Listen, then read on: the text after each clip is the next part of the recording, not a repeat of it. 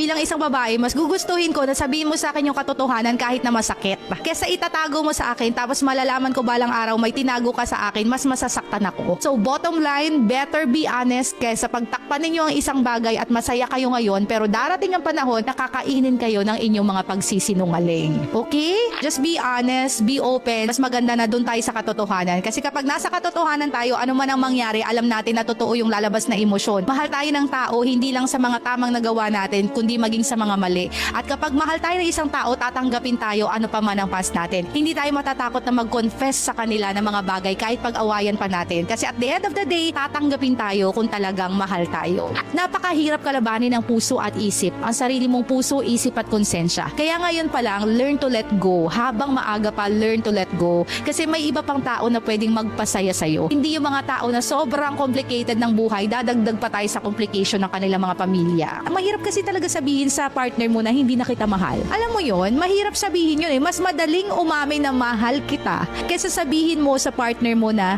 hindi na kita mahal. Hindi na katulad ng dati. May iba na. And minsan, alam niyo, defense mechanism na lang ng mga lalaki or ng mga babae, ng mga nakikipaghiwala, yung i-blame yung problema sa'yo. Pero sa totoo lang, sila mismo na fall out of love na. Mahirap lang sabihin, mahirap kasi talaga sabihin sa partner mo na hindi na kita mahal. Alam mo yon, mahirap sabihin yun eh. Mas madaling umamin na mahal kita kaysa sabihin mo sa partner mo na hindi na kita mahal. Sa totoo lang, di ba? Real talk lang. Mas madaling umamin na mahal kita.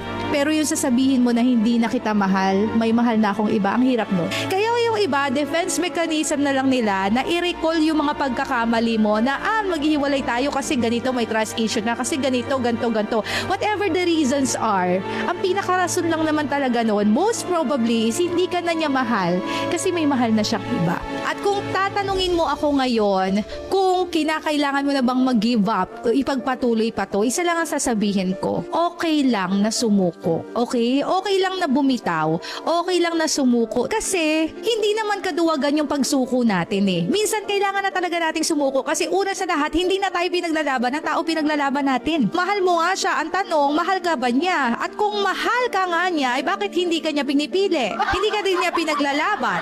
Diba? So, what's the sense? Ba't hindi mo i-give up yung mga tao na hindi nakikipaglaban para sa'yo? Diba? Mas lalo ka lang masasakan kung lagi mong hinahawakan at hinahabol yung isang pag-ibig, yung isang relasyon na hindi na ikaw ang pinipili. Para sa mga taong nagpapaubaya para sa tama, naniniwala ako na darating ang panahon, God will bless your heart and will give you the desires of your heart and will give you the right man because you learned how to sacrifice to do the right thing.